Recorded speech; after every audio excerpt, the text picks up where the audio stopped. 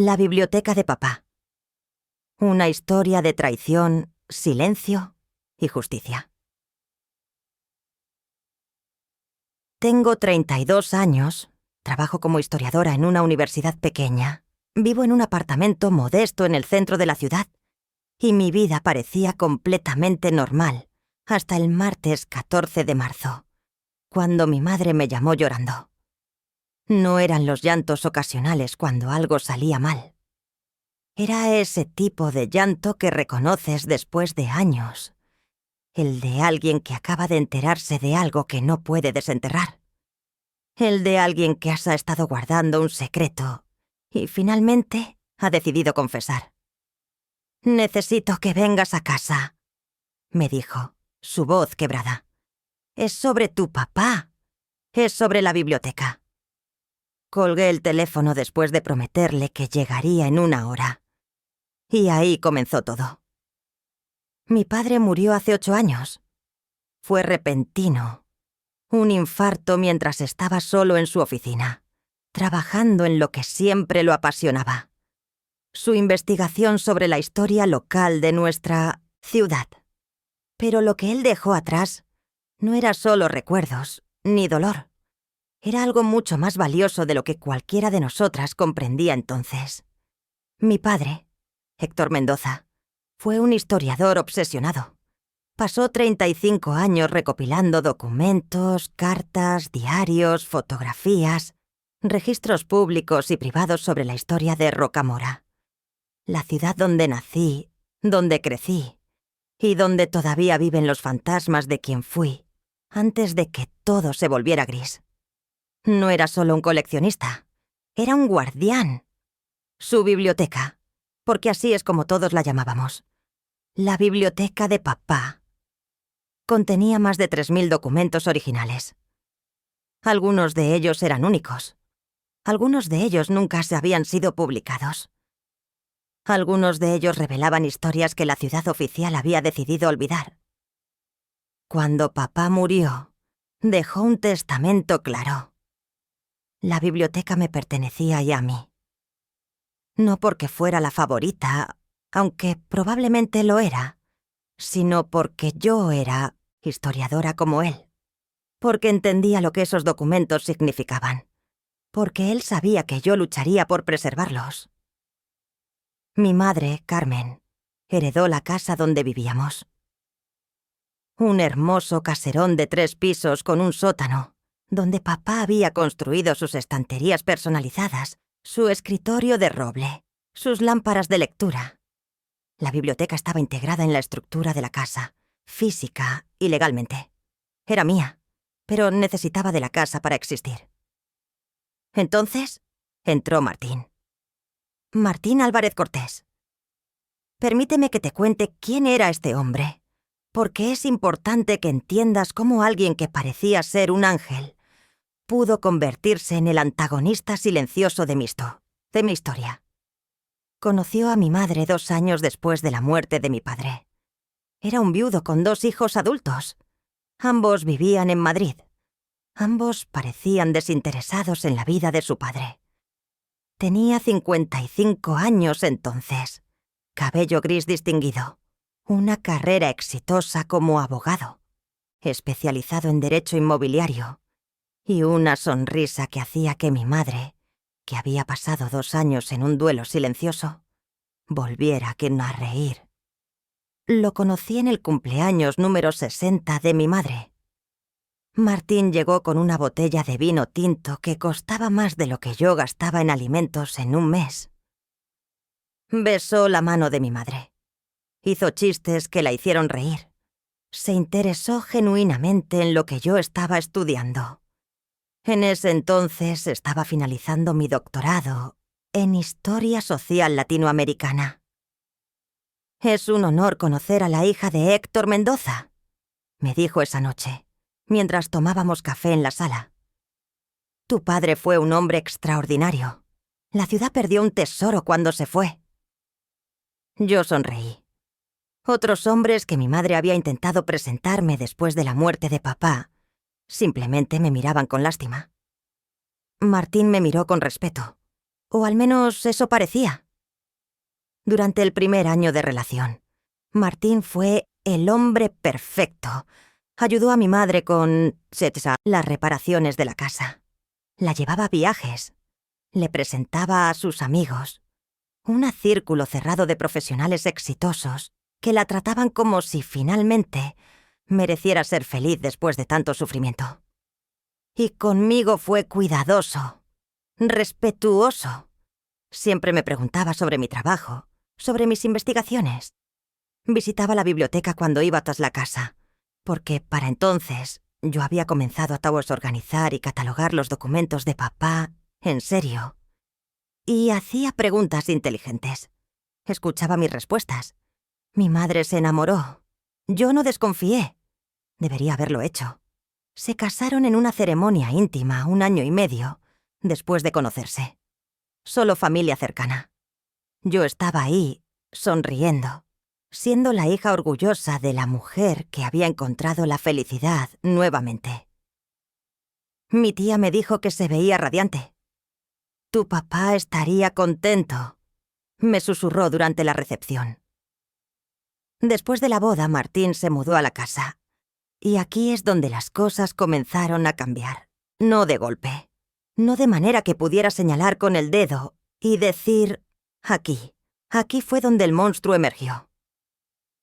Las cosas buenas que hace una persona manipuladora no desaparecen.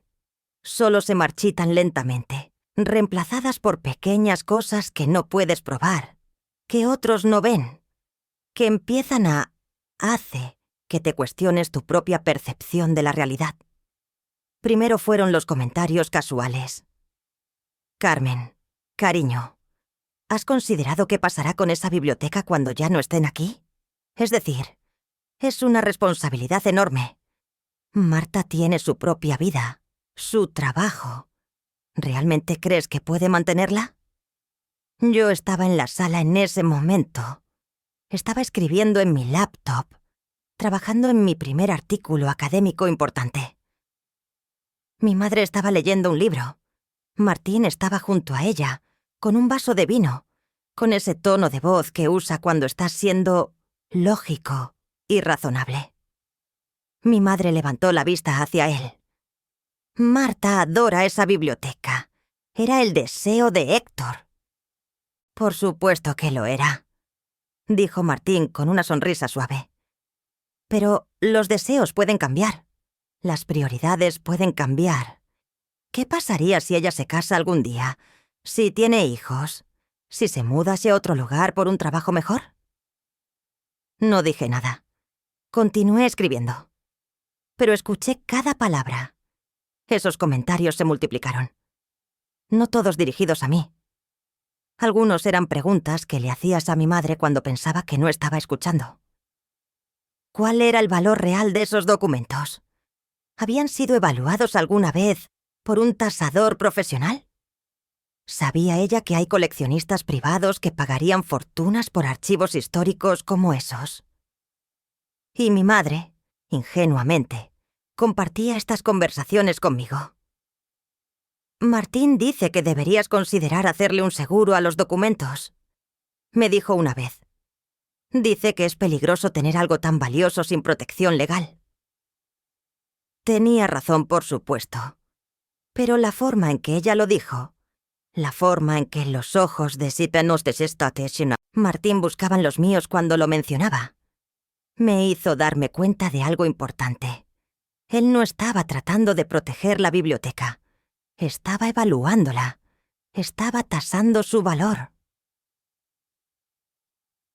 Pasaron 2 años más. Martín se convirtió en el segundo hombre de la casa. No en el sentido de que mi madre fuera dueña. Legalmente era su casa también ahora, porque se casaron bajo régimen de gananciales, sino en el sentido de que él era quien tomaba las decisiones importantes. ¿Quién decidía qué se reparaba? ¿Cómo se gastaba el dinero? ¿Qué planes había para el futuro? Mi madre, que solía ser una mujer fuerte o independiente, comenzó a consultarle todo. «¿Qué crees que debería yo hacer?», se convirtió en su frase favorita. Yo continuaba con mi vida. Obtuve mi doctorado. Conseguí un puesto como investigadora en la universidad de la región. Publiqué artículos. Fui ascendida. Parecía que mi carrera estaba en movimiento, que mi vida estaba tomando forma. Pero algo raro estaba pasando con la biblioteca. No fue un cambio brusco. Fue como ver cómo una planta se marchita lentamente. Algunos días casi no lo notas, pero cuando finalmente te detienes a observar, ves que las raíces ya están podridas. Primero los documentos comenzaron a reorganizarse. Martín sugirió que necesitaba hacer un inventario profesional. Para el seguro, dijo, y para saber exactamente qué tienes. Contrató a un tasador privado. Un hombre que vino con una carpeta de cuero y una sonrisa que me hizo sentir incómoda. Pasó 2 semanas catalogando cada documento. Tomó fotografías. Hizo anotaciones. Cuando terminó, me entregó un reporte de 100 páginas que decía, en términos conservadores, que la biblioteca tenía un valor estimado de entre 400.000 y 600.000 euros. Fue el primer momento en que realmente sentí miedo. Esa noche, después de que el tasador se fue, Martín vino a la sala donde yo estaba revisando el reporte. Mi madre estaba en la cama. Se había ido temprano, como hacía cada vez más a menudo últimamente. «Es impresionante, ¿verdad?», dijo Martín, sentándose a mi lado sin haber sido invitado. «Sí», respondí, sin apartar la vista del documento. 5 cifras. Continuó. Tu padre trabajó toda una vida para esto. Debe ser un peso enorme saber que tienes tanta responsabilidad. Es mi responsabilidad, dije calmadamente, y estoy cuidando de ella. Martín sonrió, pero no fue una sonrisa cálida. Fue la sonrisa de alguien que acababa de confirmar algo que ya sospechaba. Por supuesto que sí, dijo poniéndose de pie. Buenas noches, Marta. Después de eso, las cosas se movieron rápido. Martín comenzó a ejercer presión sobre mi madre para que modernizara la casa. Habló sobre hacer una renovación integral. Necesitaba dinero, aproximadamente 150.000 euros, para actualizar la plomería, la electricidad, el techo. Todo necesario, decía. Todo para aumentar el valor de la propiedad. Mi madre no tenía ese dinero en ahorros. Martín, siendo abogado, sabía exactamente cómo obtenerlo. Una hipoteca de refuerzo. Una línea de crédito contra la casa. Es una inversión, le explicó a mi madre. Los bancos aceptan fácilmente estos préstamos cuando tienes un activo valioso como base. Y cuando termines la renovación, la casa valdrá mucho más. Yo intenté advertirle. Mamá, espera, no tienen que hacer esto ahora. Es importante, respondió ella, con ese tono que Martín había puesto en ella. La casa se está deteriorando. La renovación comenzó. Y no fue solo la renovación de la casa. Martín comenzó a presionar para que se hiciera algo con la biblioteca. «Es un desperdicio», dijo una noche durante la cena. Una cena que cada vez se sentía más como una negociación que como un momento familiar. «Esos documentos están ahí, en el sótano, en el oscuro. Nadie puede usarlos. Nadie se beneficia. Deberían ser catalogados digitalmente, conservados, adecuadamente, o francamente, Marta, deberían considerarse opciones de venta». «No están en venta», respondí, con una firmeza en mi voz que sorprendió a todos en la mesa. «Claro que no», dijo Martín, levantando sus manos en una gestura de rendición falsa. «Pero considera el costo de mantenerlos, el seguro, el control de humedad, la conservación profesional. Podrían costar miles de euros al año». Mi madre miraba entre nosotros dos, desgarrada entre el hombre que amaba y la hija que él amaba. «Marta sabe que es lo mejor», finalmente dijo ella, pero su voz sonaba insegura. Eso fue tras el primero de muchos momentos en los que me di cuenta de la verdadera naturaleza del conflicto. No era entre Martín y yo. Era entre Martín y yo, con mi madre atrapada en el medio, siendo lentamente alejada del lado que debería haber elegido. El siguiente golpe llegó 6 meses después. Mi madre me llamó un viernes por la tarde. Estaba nerviosa. Podía escuchar la ansiedad en su respiración antes de que dijera una palabra. «Necesito hablar contigo sobre algo importante», dijo. «¿Puedes venir a casa mañana?» «¿Está todo bien?», pregunté, sintiéndome ese frío en el estómago que aparece cuando sabes que algo está fundamentalmente mal. «Sí, todo está bien. Solo, por favor, ven mañana». Manejé 1 hora entera desde mi apartamento hasta la casa donde crecí. Durante todo el viaje, mi mente generaba escenarios. ¿Estaba enferma mi madre? Martín quería que yo vendiera la biblioteca. ¿Había algo peor? Cuando llegué, encontré a mi madre en la sala. Martín estaba sentado junto a ella. Había un abogado que no reconocía, con una carpeta, esperándome. Mi corazón comenzó a latir más fuerte. «Marta», comenzó mi madre, con ese tono de voz que usan los adultos cuando están a punto de decirle algo difícil a un niño. «Hemos estado pensando mucho sobre la estructura legal de la propiedad, sobre cómo proteger todo esto». Abogado, cuyo nombre era Fernando. Algo.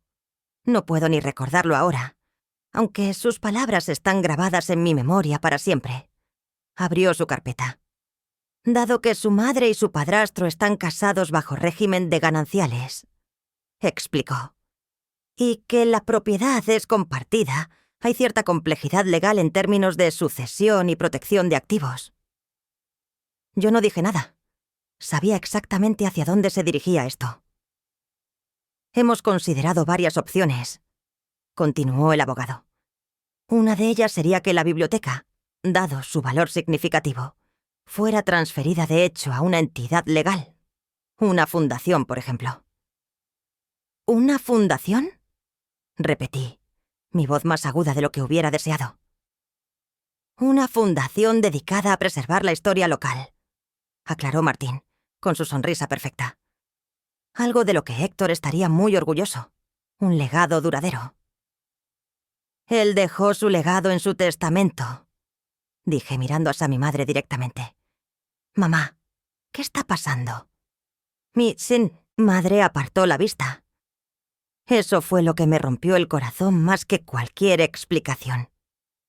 «Nos hemos dado cuenta de que una fundación sería mejor para mantener los documentos seguros», dijo ella, con un tono que claramente no era suyo. «Para asegurar que sean accesibles a investigadores, a estudiantes. Martín ha estado investigando, y dice que es lo correcto». «¿Martín ha estado investigando?», pregunté. El abogado carraspeó. «Dado que se formaría una fundación, necesitaríamos una junta directiva. Personas con experiencia legal y financiera que supervisen los activos y tomen decisiones sobre cómo se preservan, se usan y, potencialmente, se monetizan». ¿Se monetizan? Ahora mi voz no era aguda. Era fría. Era peligrosa. «¿Está sugiriendo que vendamos los documentos?» «En algunos casos», dijo el abogado tranquilamente, «una fundación podría vender duplicados o permitir que investigadores paguen por acceso digital. Son formas de sustentabilidad».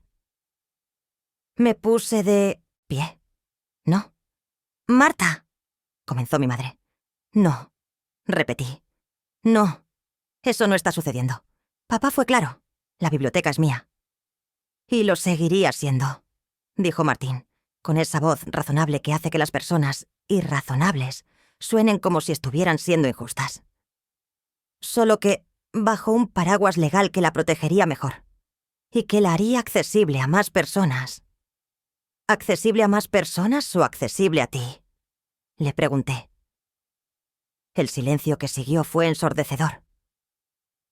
Creo que es hora de que te vayas, dijo mi madre, y las palabras fueron como dagas. Por favor, vuelve cuando puedas hablar con respeto. Salí de esa casa sin decir otra palabra. Manejé durante 1 hora sintiéndome como si estuviera en caída libre. Como si los únicos 2 anclajes que tenía en el mundo, mi madre y la biblioteca, hubieran sido cortados simultáneamente. Llamé a mi mejor amiga, Lucía, tan pronto como llegué a mi apartamento. Ella es abogada, especializada en derechos de propiedad, intelectual, no exactamente lo que necesitaba, pero era la única abogada que tenía en mi vida en ese momento. Es un robo, dije sin preámbulos, apenas capaz de respirar. Es un robo inteligente y legal, pero es un robo. Lucía vino a mi apartamento esa noche, escuchó todo, tomó notas, y cuando terminé, se recostó en mi sofá y dijo algo que cambió todo para mí. ¿Sabes cuál es el problema?, preguntó. Que tu padre fue muy claro en su testamento. Su voluntad ha estado comentada legalmente.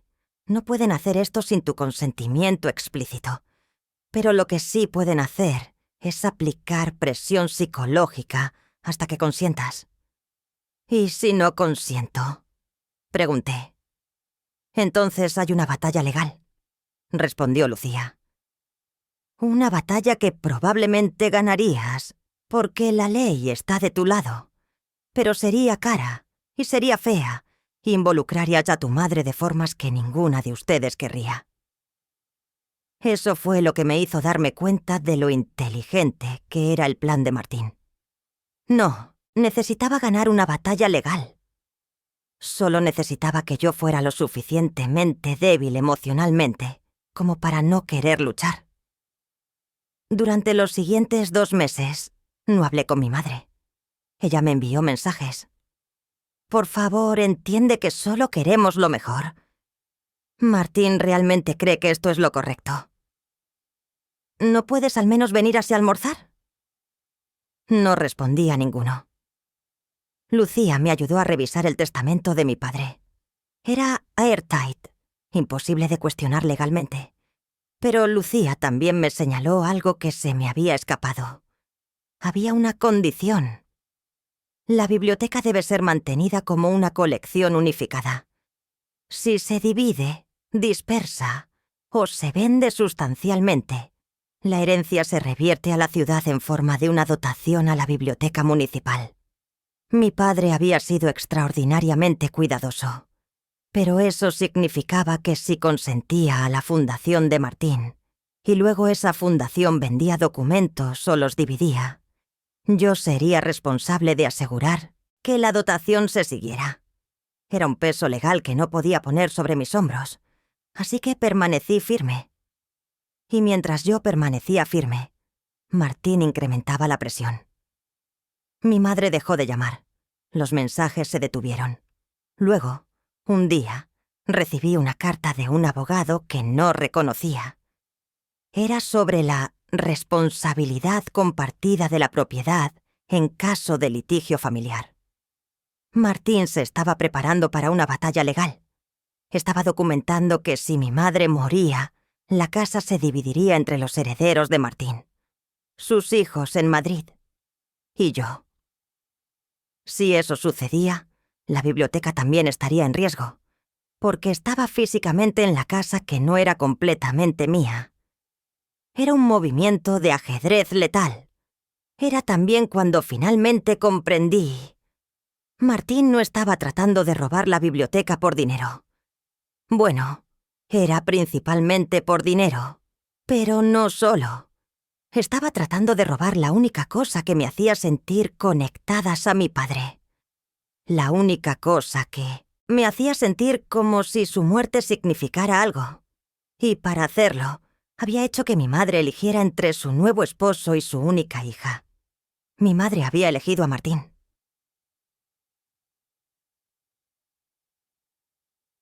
Seis meses pasaron sin que hablara con mi madre. Fue el período más oscuro de mi vida. No por la depresión, aunque la había, sino porque por primera vez Me permitía estar verdaderamente furiosa. No furiosa de una manera que me consumiera, sino furiosa de una manera que era clara, fría y estratégica. Empecé a observar. A Martín no le gustaba que observara. Una noche, coincidencialmente durante uno de los momentos en que tenía que ir a la casa para recoger documentos que necesitaba para un artículo que estaba escribiendo, lo encontré en el sótano. Estaba tomando fotografías de la biblioteca con una cámara profesional. Cuando me vio, se sobresaltó. «¿Qué estás haciendo?», pregunté. «Documentación para la fundación propuesta», respondió manteniendo su compostura. «Para mostrarles a los posibles donantes quién sería administrado esto». «La fundación no va a suceder», le dije. «Tal vez no», respondió con una sonrisa que me hizo ver rojo. «Pero es interesante cómo la situación ha evolucionado, ¿verdad? Tu madre realmente necesita que tomes una decisión sobre esto. La incertidumbre legal está causando mucho estrés». En ese momento, algo cambió dentro de mí. No fue una revelación dramática. No fue un momento de inspiración repentina donde supe exactamente qué iba a hacer. Fue simplemente una aceptación de que las reglas habían cambiado. Que yo no estaba jugando el mismo juego que Martín, porque su juego era dinero y poder. El mío sería justicia. Comencé a recolectar información. Abrí un cuaderno que guardé en mi apartamento, no en mi computadora, que podría ser rastreada. Escribía todo lo que había observado, todo lo que recordaba que Martín había dicho, todas las inconsistencias en sus historias. Inicié sesión en las redes sociales de mi madre. Sé que es una violación de privacidad, pero necesitaba saber. Y encontré que Martín había estado usando su cuenta para buscar información sobre fundaciones privadas, trusts legales y estructuras de propiedad compartida. Tomé capturas de pantalla, aunque no sabía si alguna vez las usaría. Contacté a Lucía nuevamente. «Necesito saber si hay algo más que pueda hacer», le dije. «Algo que no implique una batalla legal frontal». Lucía pensó en ello durante una semana. Luego me llamó. «¿Hay algo que Martín haya dicho que no sea verdad?», me preguntó. «¿Algo que puedas demostrar?». Algo cambió en mi mente en ese momento. Una pregunta que no me había permitido hacer antes porque parecía demasiado difícil, demasiado invasiva. «Sí», respondí lentamente. «Dice que es un abogado con 30 años de experiencia en derecho inmobiliario, pero nunca le he visto trabajar. Nunca he conocido a sus clientes. Nunca he visto evidencia de su carrera». «¿Y sus 2 hijos?», preguntó Lucía. «Viven en Madrid. Aparentemente son médicos o algo así, pero tampoco los he conocido. Cuando mi madre mencionó invitarlos, Martín siempre encontraba una razón para que no viniera». Hubo un silencio del otro lado de la línea. «Dame una semana», dijo finalmente Lucía. «Solo confía en mí». Una semana después, Lucía vino a mi apartamento con una carpeta. «No es ilegal», fue lo primero que dijo. «Lo que estoy a punto de mostrarte es información pública, pero es interesante». Dentro de la carpeta había documentos, registros de directorios profesionales, verificaciones de registros públicos. Martín Álvarez Cortés no era abogado. Nunca lo había sido. Tenía una licencia abogada, sí, pero había sido suspendida hace 16 años. El registro público no indicaba por qué, solo que la suspensión había sido por tiempo indefinido. Sus 2 hijos no eran médicos. Uno había sido procesado por trustares, fraude, hace años. El otro tenía 3 órdenes de restricción contra él por acoso. Lucía siguió buscando. Descubrió que Martín había estado casado antes, 3 veces, Sus primeras 2 esposas también eran mujeres viudas. Ambas eran viudas adineradas. De hecho, una había muerto en circunstancias que la policía había investigado, pero que no resultaron en cargos. La otra lo había dejado. Ella era una mujer de 72 años que ahora vive en el sur de España. Y cuando Lucía la contactó, algo que hizo sin mi conocimiento directo, pero que me dijo después, ella rió amargamente. «Ese hombre es un parásito», le dijo la exesposa. Intentó lo mismo conmigo, pero tuve la suerte de no estar completamente enamorada cuando comencé a ver la verdad. Ahora tenía un cuadro. Ahora entendía quién era realmente Martín Álvarez Cortés. No era un abogado exitoso. Era un depredador romántico que se especializaba en viudas adineradas. Y la biblioteca de papá era su objetivo final. Esa noche sentí algo cambiar en mí. Fue como si una puerta se abriera. Fue como si pudiera ver el camino hacia adelante. Y era un camino que había sido bloqueado no por la ley, sino solo por mi miedo. Llamé a mi madre. Ella respondió después del 4.º timbrazo, como si hubiera estado mirando el teléfono esperando que sonara. «Hola, mamá», dije. El alivio en su suspiro fue casi palpable. «Marta, oh Marta, cuánto me ha extrañado escuchar tu voz». «Necesitamos hablar», respondí. «No sobre la fundación, sobre Martín. Y necesitas estar lista para escuchar cosas que van a destruir tu mundo». El plan no era complicado en su esencia. Era la ejecución la que requería precisión quirúrgica. Primero, necesitaba que mi madre viera quién era realmente Martín.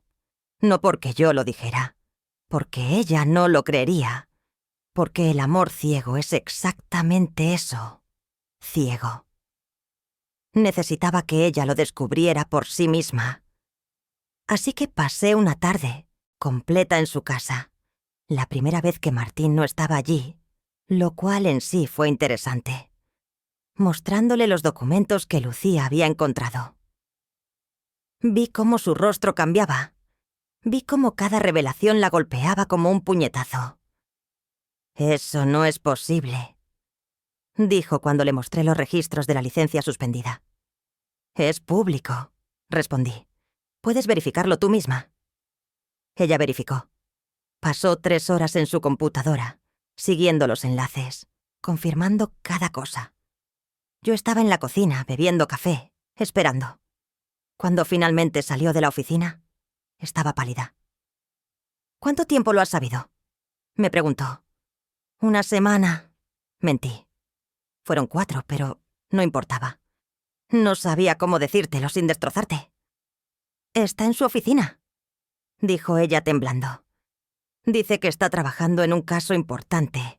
Oh, Dios mío, ¿cuántas mentiras? ¿Cuántas?» «Muchas», le dije.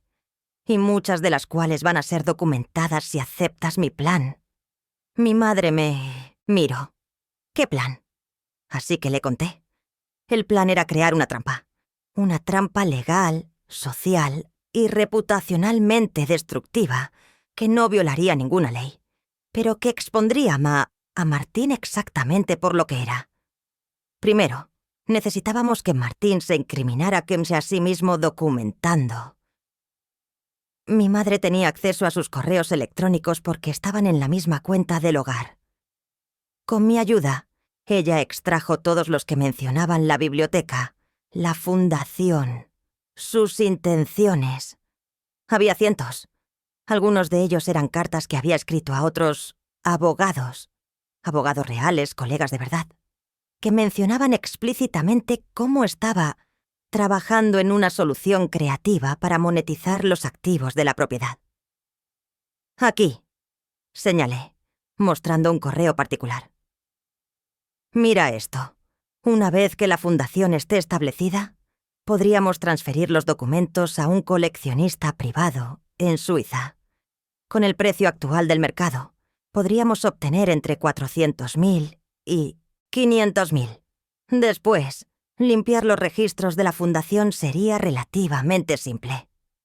Mi madre se llevó la mano a la boca. Él está admitiendo, continué, en escritura, que quiere robar tu dinero, que quiere usar la fundación como un vehículo para vender secretamente la biblioteca y que quiere hacer desaparecer los registros. «Oh, Dios mío», susurró. «Así que aquí está mi plan», dije. «Vamos a usar sus propias palabras contra él, pero no de la forma que probablemente esperas». Durante los próximos días preparamos cuidadosamente cada movimiento. Lucía contactó a la Corporación de Archivos Históricos Españoles, una organización federal que supervisa colecciones importantes. Le proporcionó documentación de la colección de mi padre, su valor, su importancia para la historia de Rocamora y la amenaza actual que enfrentaba. Simultáneamente, contacté a un periodista que conocía del diario regional. Su nombre era David Ruiz y había escrito sobre corrupción local antes. No le conté la historia completa. Solo le dije que había una historia sobre un intento de robo de archivos históricos, documentado en correos electrónicos que podría compartir. Su interés fue inmediato. Entretanto, mi madre contrató a un abogado diferente, uno que no tenía ninguna conexión con Martín o sus contactos. Le mostró los correos, el plan, todo. El abogado confirmó lo que yo ya sabía. Martín estaba cometiendo fraude documentado. Pero aquí viene la parte inteligente del plan. El abogado envió a Martín una carta, completamente legal y completamente aterradora, informándole que se había detectado intención de transferencia fraudulenta de activos y que todas las transacciones relacionadas con la biblioteca estaban siendo congeladas. Cualquier intento de proceder resultaría en un caso criminal. La carta fue enviada por correo certificado. Martín tuvo que firmarla cuando llegó. Lo que no sabía era que David Ruiz estaba esperando afuera de la casa cuando el cartero llegó. Y lo que tampoco sabía era que la Corporación de Archivos Históricos Españoles había abierto una investigación formal, o que sus 2 hijos en Madrid acababan de recibir cartas de sus exparejas, cuidadosamente coordinadas, describiendo sus propios antecedentes de fraude y acoso. Todo sucedió en 24 horas. Esa noche, David Ruiz publicó el artículo. La historia ocupaba la portada del diario regional. Abogado acusado de intentar robar colección histórica invaluable. Documentos revelan plan de fraude familiar. Incluía extractos de los correos de Martín. Incluía su historial de suspensión de licencia, que David había investigado. Incluía la historia de sus matrimonios anteriores. Incluía testimonios de su ex esposa. Incluía la identidad de sus hijos y sus propios antecedentes. El artículo fue compartido miles de veces en redes sociales, pero lo más importante es lo que sucedió después. La policía fue a la casa. Tomaron declaración. Confiscaron computadoras. La Corporación de Archivos Históricos emitió una orden que protegía la colección como patrimonio histórico de importancia nacional. El Colegio de Abogados abrió una investigación formal sobre la licencia suspendida de Martín y los correos incriminadores. Martín intentó huir. Literalmente. 3 días después del artículo, intentó irse en coche a Francia.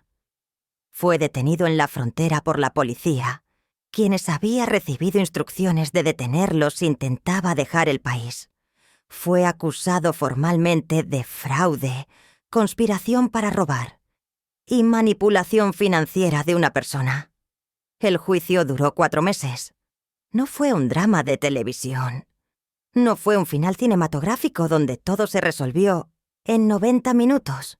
Fue lento, fue tedioso, fue legalmente complejo, pero fue justicia. Martín fue encontrado culpable en todos los cargos. Fue sentenciado a 3 años de cárcel y al pago de restitución a mi madre.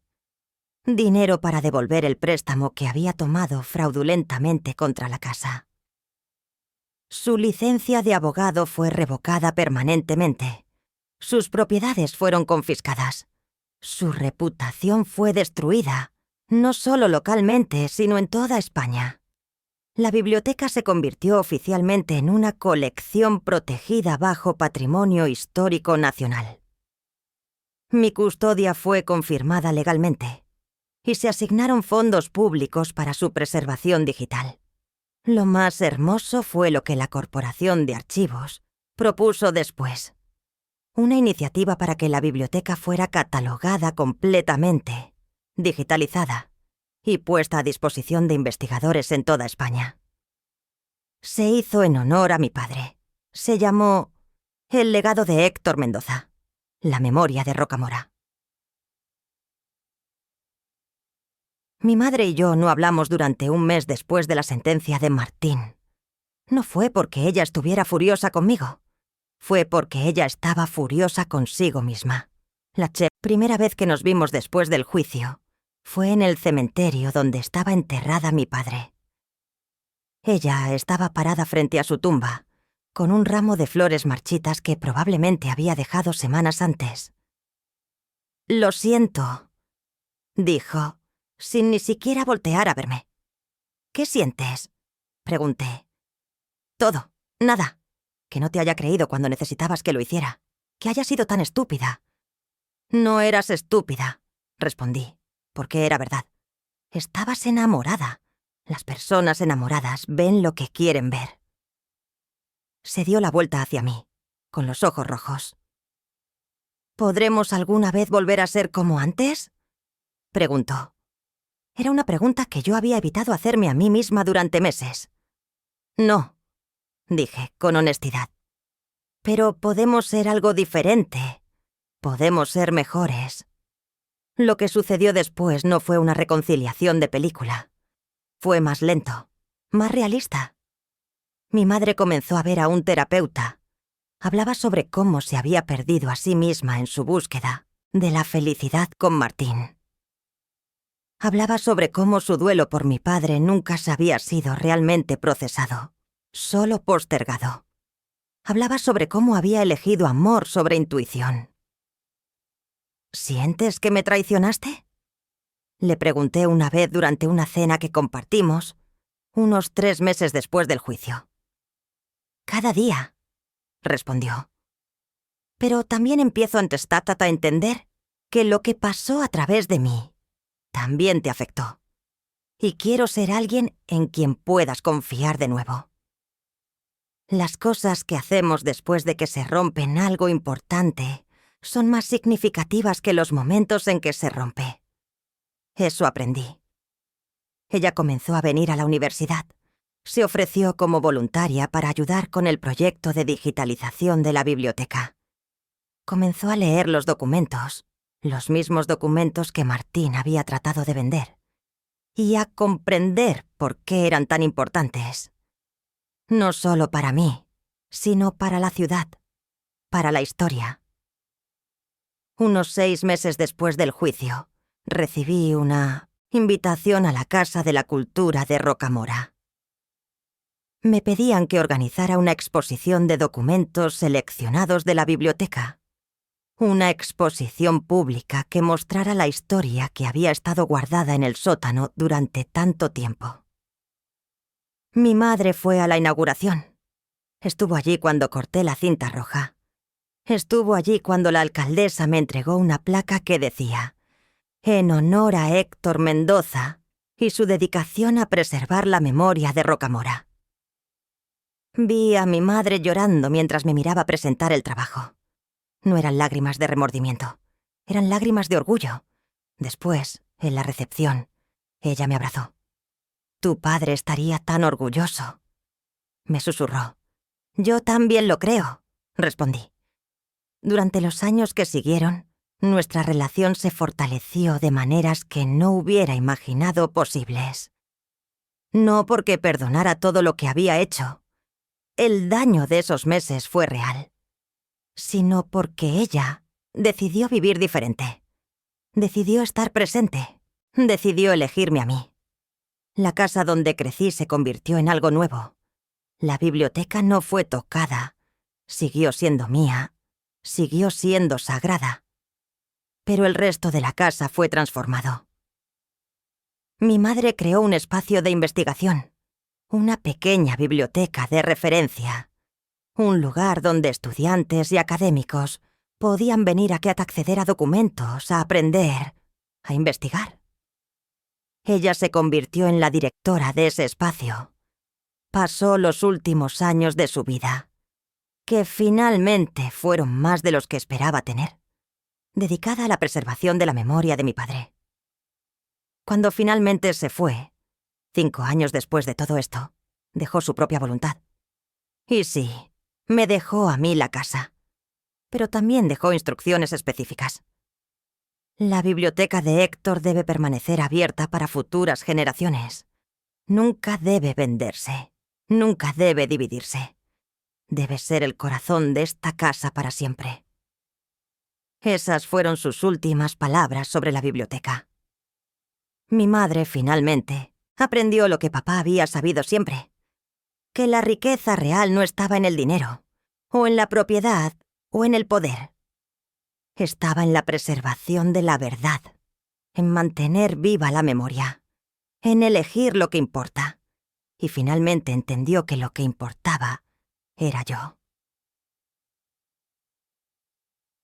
La biblioteca de papá ocupa 3 pisos completos de la casa. Sí, he expandido. La colección ha crecido, con donaciones de académicos, de familias locales, de personas que encontraron valor en lo que papá había comenzado. La colección ha sido parcialmente digitalizada. Está accesible a investigadores en toda España. Se han publicado 3 libros basados en los documentos de la biblioteca. Libros sobre la historia oculta de Rocamora, sobre mujeres que fueron olvidadas, sobre historias que merecían ser contadas. He sido invitada a conferencias internacionales. Mi trabajo ha sido citado en otras investigaciones. La biblioteca de papá se ha convertido en lo que él siempre imaginó que podría ser un tesoro compartido. Pero este epílogo no es solo sobre éxito profesional. Es sobre lo que aprendí en el camino. Es sobre lo que quiero que entiendas si estás escuchando esta historia. Cuando me encontré en esa situación, cuando Martín estaba manipulando a mi madre, cuando parecía que mi herencia iba a ser robada, cuando me sentía sola y sin apoyo, tenía 2 caminos. Uno habría sido escalarla. Habría sido pelear a fuego con fuego. Habría sido actuar desde mi rabia de una manera que me habría consumido. Y probablemente habría destruido completamente mi relación con mi madre. El otro era el que elegí. Pensar, observar, documentar, esperar. Hay un poder en la paciencia que nadie te dice. Hay un poder en la verdad que no necesita gritar para ser escuchada. Martín subestimó a mi madre porque la vio como una viuda frágil.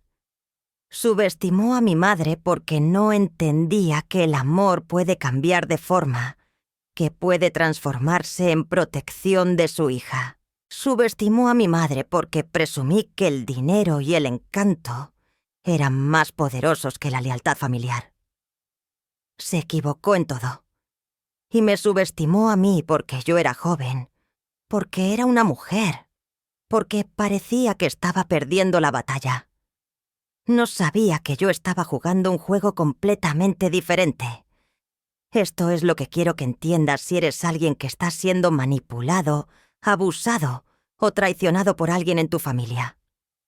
Primero, tu rabia es válida. Tu deseo de justicia es válido.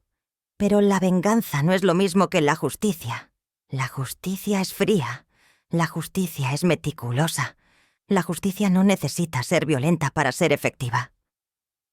Segundo, los manipuladores como Martín cuentan con que te desmoralizarás rápidamente. Cuentan con que pelearás de una forma emocional que te agotará. Cuentan con que te rendirás. Sorprésalo. Mantente fuerte. Observa. Aprende. Tercero, documenta todo. No de una manera acosadora o invasiva, sino de una manera cuidadosa. Documenta lo que escuchas, lo que ves, las inconsistencias, las mentiras. La verdad tiene un poder tremendo cuando está respaldada por documentación. Cuarto, no trates de convencer a tu familia de que alguien es malo. No funcionará. Déjalos que lo descubran por sí mismos. Tu trabajo no es ser el policía moral de tu hogar. Tu trabajo es protegerte a ti misma y mantener a salvo lo que te importa. Quinto, busca aliados inteligentes. Lucía fue mi aliada inteligente. Ella no entró al drama emocional. Ella simplemente investigó, documentó y ayudó a exponer la verdad. Encuentra a las personas en tu vida que pueden hacer eso. Y finalmente, entiende que el final no será perfecto. Mi relación con mi madre nunca fue exactamente la misma después de todo esto. Hay cicatrices. Hay momentos donde la desconfianza surge. Pero eso también es valioso, porque me enseñó que las relaciones no son sobre la perfección, son sobre la elección. Y ella finalmente eligió elegirme a mí. La biblioteca de papá está segura ahora. No solo legalmente, aunque también está protegida por leyes nacionales, sino porque es parte de algo más grande que nosotras. Es parte de la historia de esta ciudad. Es parte del legado que continúa. Y cada vez que un estudiante viene aquí, cada vez que un investigador encuentra en estos documentos algo que lo inspira, algo que lo cambia, yo me acuerdo de mi padre. Me acuerdo de lo que él amaba. Y me acuerdo de que hubo un momento donde casi se perdió. Casi se perdió porque confiamos en la persona equivocada. Casi se perdió porque no nos atrevimos a ver la verdad. Casi se perdió porque el miedo fue más fuerte que nuestra determinación. Pero no se perdió. Porque hay un poder en la paciencia. Hay un poder en la verdad. Y hay un poder extraordinario en una mujer que finalmente decide que lo que importa merece ser defendido. A cualquiera que esté escuchando esto y que se sienta atrapado en una situación similar, tú tienes ese poder también. No necesitas violencia. No necesitas destruir a alguien. Solo necesitas ver claramente. Necesitas documentar cuidadosamente. Y necesitas estar dispuesta a esperar a que la verdad haga su trabajo. La verdad es paciente. La verdad es lenta. Pero la verdad siempre, siempre gana. Mi padre me enseñó eso a través de sus documentos, a través de su obsesión con preservar la verdad histórica.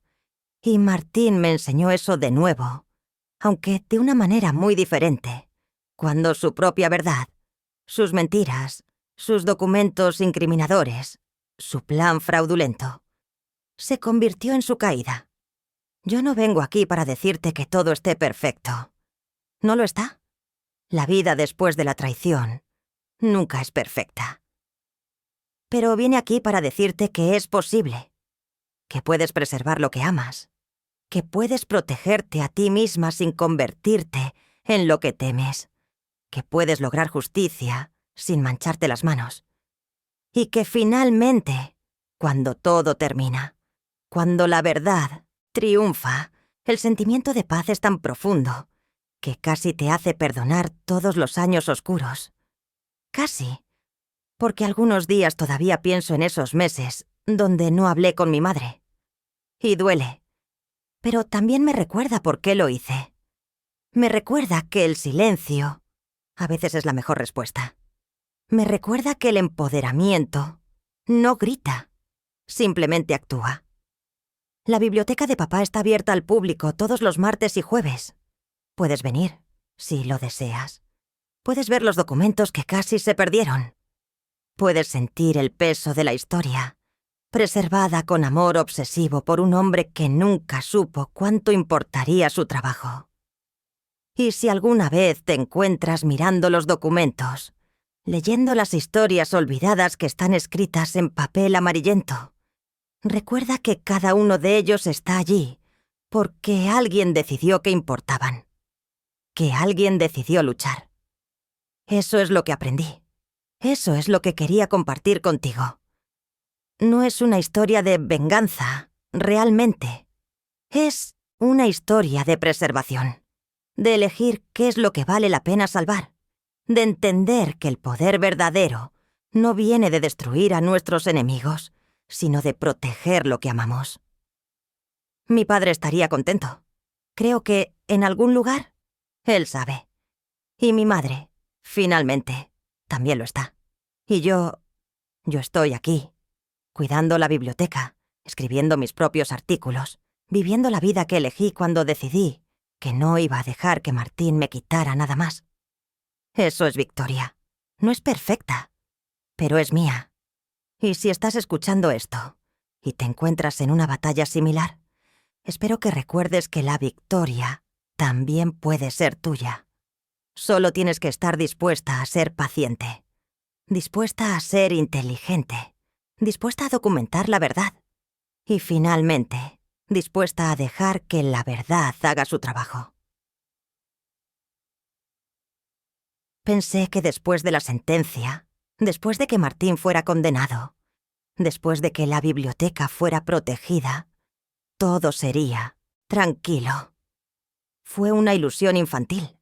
La vida real, la que existe fuera de los finales cinematográficos, es mucho más complicada. Es más gris. Es llena de consecuencias que no terminan cuando se pronuncia la sentencia. 3 meses después de que Martín fue encarcelado, su hijo menor, el que tenía órdenes de restricción por acoso, me contactó. No de manera directa. Fue a través de un correo electrónico anónimo en primer lugar, luego a través de un abogado, luego de formas que todavía no entiendo completamente. Pero el mensaje era claro. Quería hablar conmigo. Lucía me aconsejó que no lo hiciera. «Es trampa», dijo. «Está tratando de obtener información o de amenazarte». Pero yo tenía curiosidad. No la curiosidad romántica o ingenua. La curiosidad de alguien que quería entender exactamente cómo habían fallado mis cálculos. Porque, aunque el plan había funcionado, había algo que no encajaba. Martín había sido demasiado descuidado, demasiado evidente en sus correos, como si quisiera que lo descubrieran. Accedí a encontrarme con el hijo de Martín en un café público, con Lucía esperando en una mesa cercana. Su nombre era Diego. Tenía 38 años, pero se veía consumido, como si viviera bajo un peso que lo aplastaba lentamente. «Gracias por venir», dijo, sin preámbulos. «¿Qué quieres?», pregunté directa. «Advertirte», respondió. «Sobre mi padre, sobre lo que es capaz». «Está en prisión», le recordé. «Sí, pero eso no significa que haya dejado de ser peligroso». Lo que Diego me contó ese día cambió completamente mi comprensión de la situación. Martín había estado planeando esto durante mucho más tiempo de lo que yo había imaginado. No eran solo documentos incriminadores descuidados. Eran parte de un patrón. Una serie de matrimonios, de mujeres viudas, de planes que no había completado por la razón exacta de que algo siempre salía mal. Con la primera esposa de Martín, la que murió en circunstancias investigadas. Aparentemente había un seguro de vida. Una póliza que Martín había aumentado significativamente semanas antes de su muerte. La investigación policial nunca llegó a conclusiones claras, pero Diego sugería que probablemente no fue accidente. «Él es paciente», explicó Diego. «Espera años si es necesario. Está dispuesto a invertir todo en una mujer si sabe que el retorno será significativo». «¿Por qué me estás diciendo esto?», pregunté. «Porque», dijo Diego con los ojos llenos de algo que parecía ser Genuino arrepentimiento. Pensé que al exponerlo, al arruinar su último plan, estarías a salvo. Pero no entendía que él tiene otra carta que jugar. ¿Cuál? Pregunté, aunque ya sentía el frío en mi estómago. Mi hermano mayor, el que fue procesado por fraude, está aquí en la ciudad. Ha estado aquí durante un mes. Y según lo que he podido averiguar, está siguiendo a tu madre.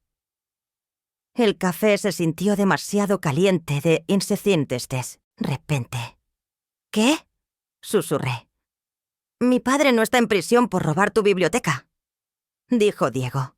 Está en prisión porque lo atrapaste. Pero eso no significa que haya dejado de querer ese dinero.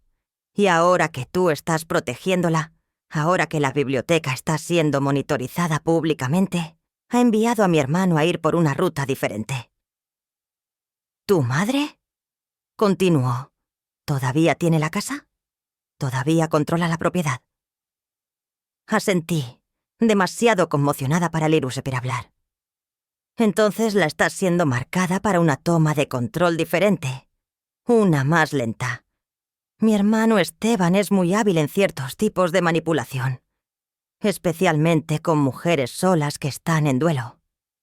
Me tomó todo lo que tenía no vomitar en ese café. Cuando finalmente llegué a casa de mi madre, sin permiso, directamente desde el café, la encontré con un hombre que nunca había visto antes. Era atractivo, tenía un acento argentino, y me fue presentado como un amigo nuevo de la ciudad, que está considerando mudarse. Escaneé su cara instantáneamente. Busqué similitudes con Martín o Diego, y las encontré en la forma de sus ojos, en la sonrisa manipuladora que apenas disimulaba cuando vio mi expresión.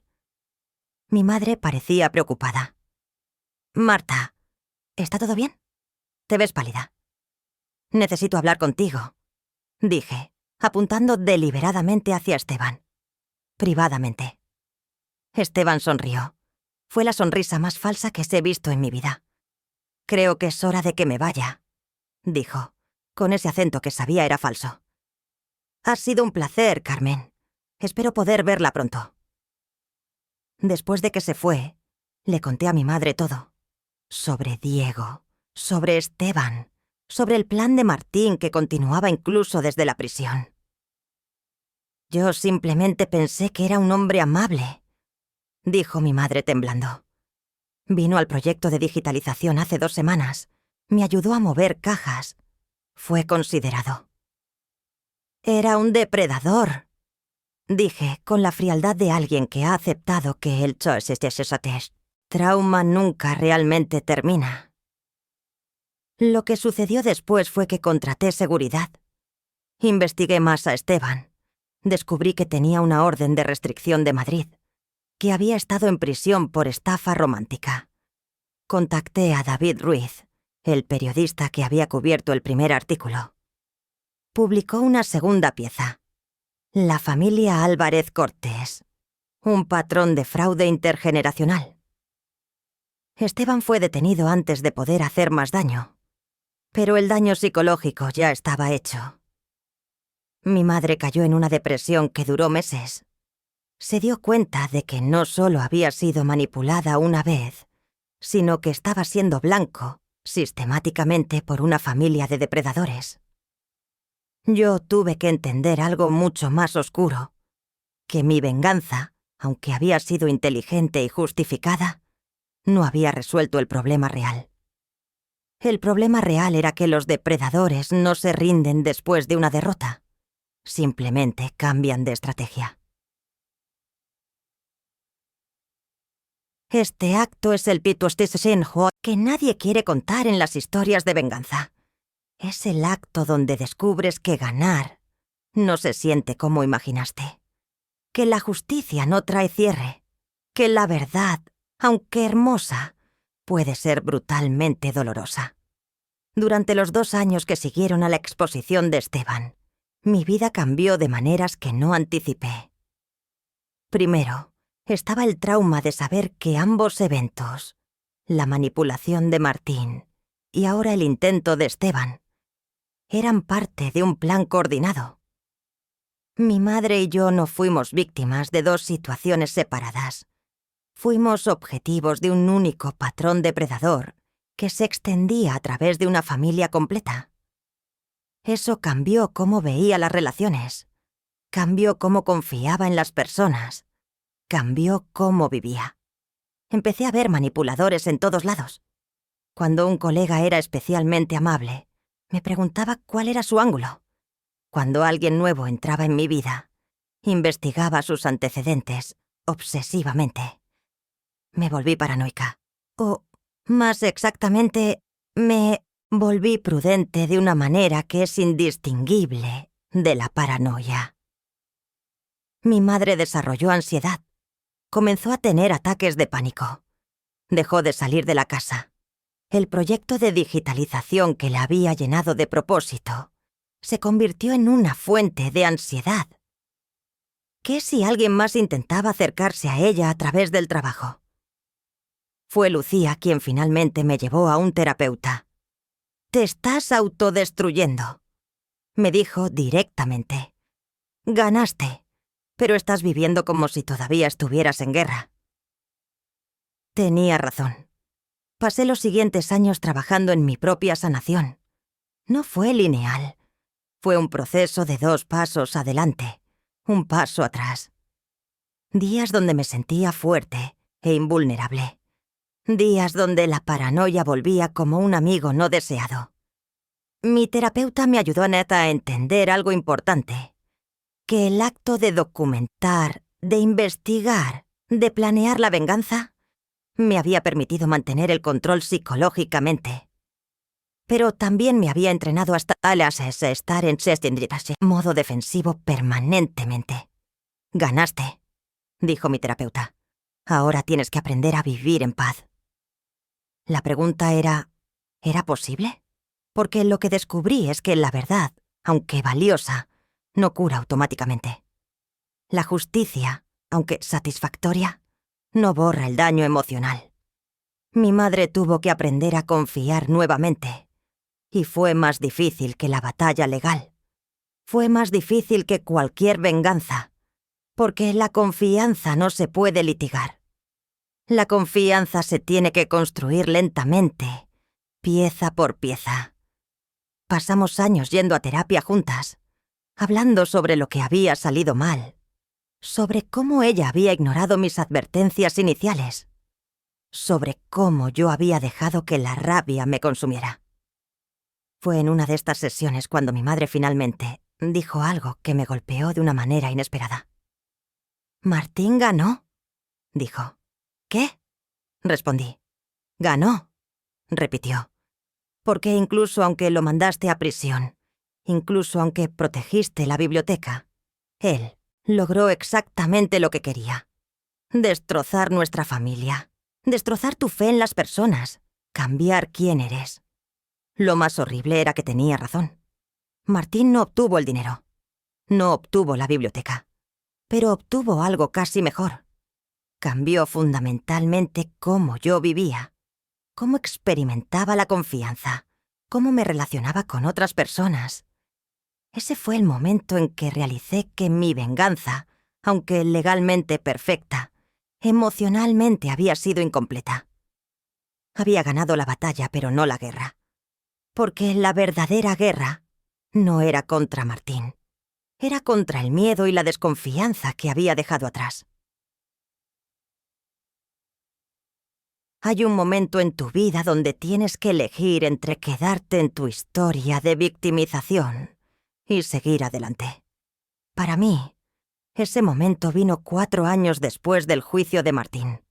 Fue cuando conocí a Elena.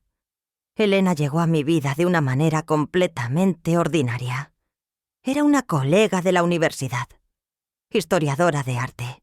Fue asignada al proyecto de digitalización de la biblioteca como colaboradora. Pasábamos horas en el sótano, catalogando documentos, y gradualmente comenzamos a hablar de cosas más allá del trabajo. Ella sabía quién era yo. Sabía sobre Martín, sobre Esteban, sobre toda la historia pública. Pero nunca lo mencionó. Nunca me trató como si fuera quebradiza.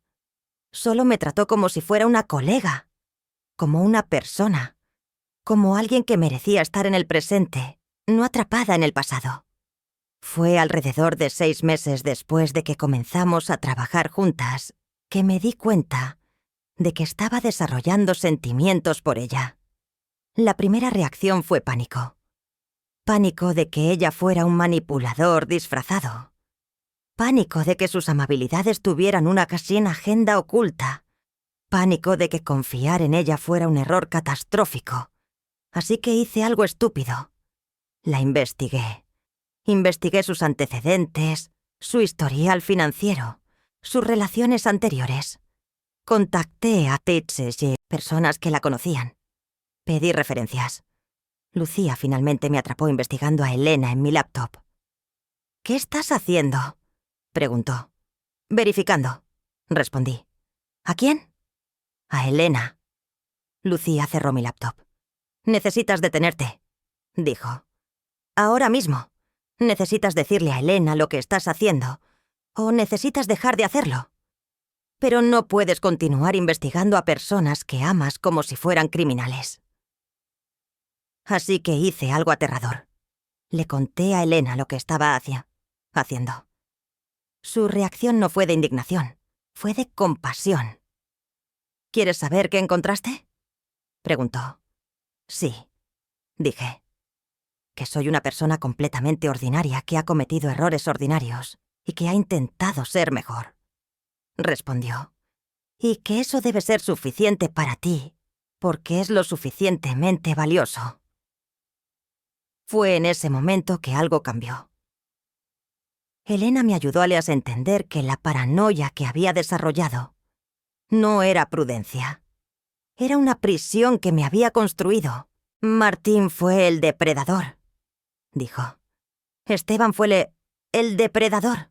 Pero tú no eres responsable por todas las personas del mundo, solo por elegir si confías o no». «¿Qué pasa si elijo mal?», pregunté. «Entonces habrás aprendido algo», respondió. «Pero probablemente vivirás mejor que alguien que nunca confía en nadie».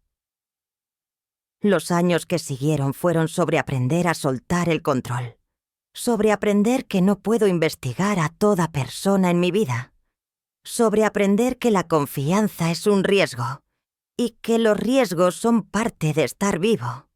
Contraté un terapeuta especializado en trauma de confianza. Comencé a meditar. Comencé a reconocer cuando mi mente estaba saltando a conclusiones por miedo, no por evidencia. Y lentamente, muy lentamente, comencé a vivir de nuevo. Mi relación con Elena se desarrolló no porque fuera perfecta, sino porque ambas estábamos dispuestas a ser vulnerables. Ella conocía mi historia. Yo conocía la suya. Y decidimos que la vulnerabilidad compartida era más valiosa que la seguridad fingida. Durante este tiempo, mi madre también estaba curándose. Comenzó a salir de casa nuevamente. Se hizo amiga de una mujer en su grupo de terapia, una viuda como ella. Viajaron juntas. Rieron juntas. Se apoyaron mutuamente. No fue un regreso a como eran las cosas antes. Fue la creación de algo nuevo. Algo que era más fuerte porque había sido construido en terreno que había sido devastado. La biblioteca continuó floreciendo. Mi trabajo académico continuó. Las publicaciones continuaron. La vida continuó. Pero ahora, finalmente, no estaba viviendo en modo supervivencia. Estaba viviendo en modo vida. Hoy, yo tengo 48 años. Elena y yo hemos estado juntas durante 7 años. Hace 2 años nos casamos. No en una ceremonia grande y ostentosa. Fue íntima, con nuestra familia. Porque sí, mi madre vino y estuvo radiante. La biblioteca de papá ahora ocupa 5 salas. Hemos expandido. Hemos digitalizado completamente la colección. Ha sido descargada más de 1 millón de veces. Se han citado más de 300 artículos académicos usando nuestros documentos. He recibido 3 premios internacionales por mi trabajo de preservación. Martín está en prisión. Ha cumplido 4 de sus 3 años. Fue liberado hace poco con libertad supervisada. No sé qué estará haciendo. No me importa. Lo que descubrí es que es posible ganar y no sentir que ganaste. Es posible obtener justicia y aún así sentir que fue incompleta. Pero también descubrí que es posible sanar. No en la forma que esperaba, no en la forma que querría haber sido capaz de hacer, sino a través de la paciencia, a través de la terapia, a través de permitirme amar nuevamente, a través de permitirme confiar nuevamente. Si pudiera volver atrás y hablar conmigo misma en el momento en que descubrí quién era realmente Martín, le diría esto: tu rabia es válida.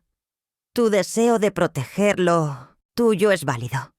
Pero la venganza, aunque sea inteligente, aunque sea justificada, aunque sea completamente legal, tiene un costo que no anticiparás. El costo no será el dinero o el tiempo. Será tu capacidad de vivir sin miedo. Será tu habilidad de confiar. Será tu paz mental. Y aunque exponerlo era correcto, aunque la justicia era necesaria, no habría sufrido menos si hubiera encontrado una forma de hacerlo que no me hubiera dejado tan dañada.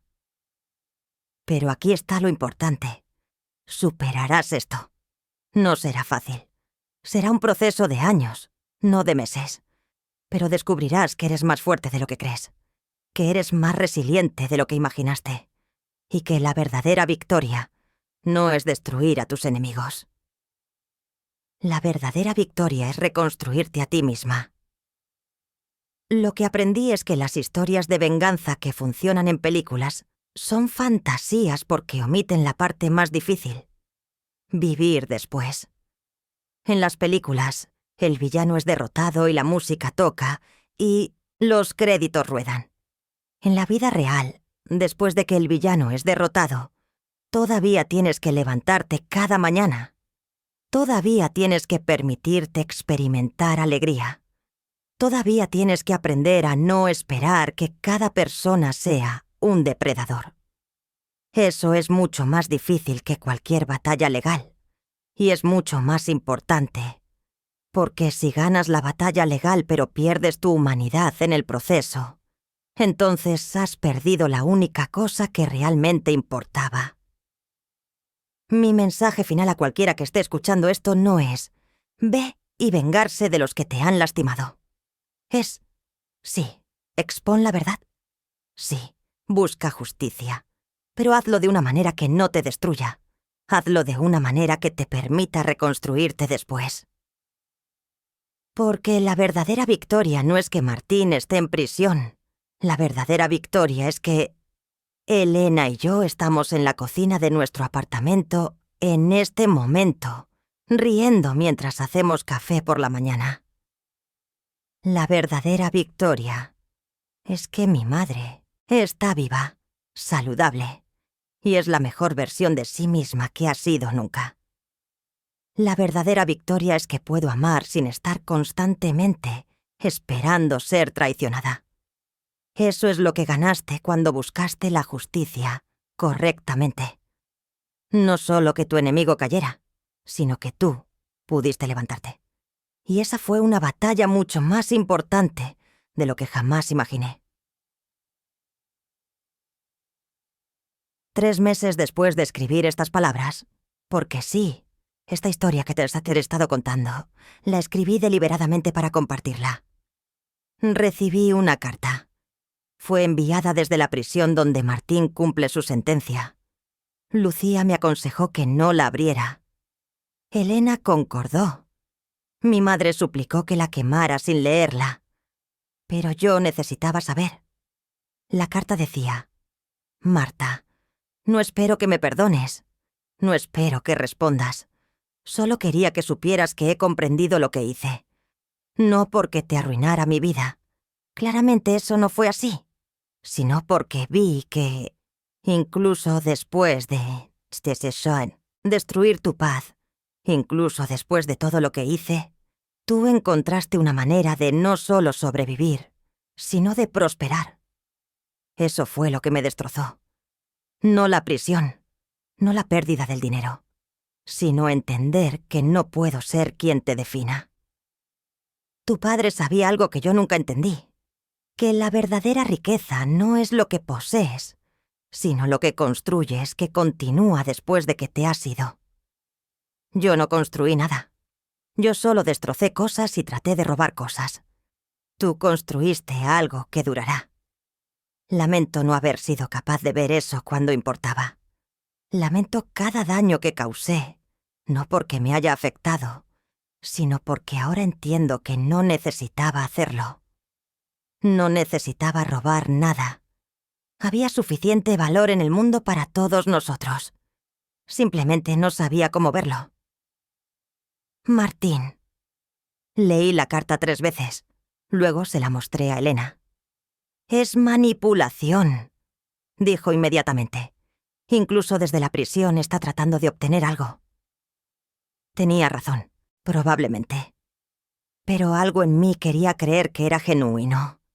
Algo en mí quería creer que incluso los depredadores, cuando son forzados a enfrentar lo que han hecho, pueden experimentar remordimiento real. Guardé la carta. No la respondí. Pero también decidí dejar de permitir que Martín definiera mi vida de cualquier manera. No era su arrepentimiento lo que me sanaba. No era su carta lo que me permitía perdonar. Era mi decisión de decidir que ya no estaba en guerra con él, que había ganado lo que necesitaba ganar, que era hora de vivir. Y eso es lo que hice. Eso es mi historia completa. No es perfecta. No es una venganza cinematográfica donde todo se resuelve limpiamente en 2 horas. Es una historia sobre documentación, inteligencia, paciencia, justicia, trauma, sanación y, finalmente, libertad. Es una historia sobre aprender que ganar no siempre se siente como crees que se sentirá. Pero es una historia verdadera. Una que ocurrió en el XXX, gris del mundo real, no en el blanco y negro de las películas. Si estás escuchando esto porque estás en una situación similar, quiero que sepas, primero, tu deseo de justicia es válido. Tu necesidad de proteger lo tuyo es válida. Segundo, hay formas de lograr justicia que no requieren convertirte en alguien que no quieres ser. Tercero, después de la justicia, viene la sanación. Y eso es donde ocurre la verdadera victoria. Y finalmente, eres más fuerte de lo que crees. Eres más resiliente de lo que imaginas. Y eres completamente capaz de vivir una vida hermosa después de la traición. Solo tienes que permitirte hacerlo. Eso es todo lo que tengo que decir. Ahora, si me disculpas, Elena está llamándome. Tenemos un brunch con mi madre y su amiga. Y para una mujer que ha estado a través de lo que he pasado, esos son los momentos que más importan. No los momentos de venganza. Los momentos de amor. Gracias por escuchar mi croche y mi historia.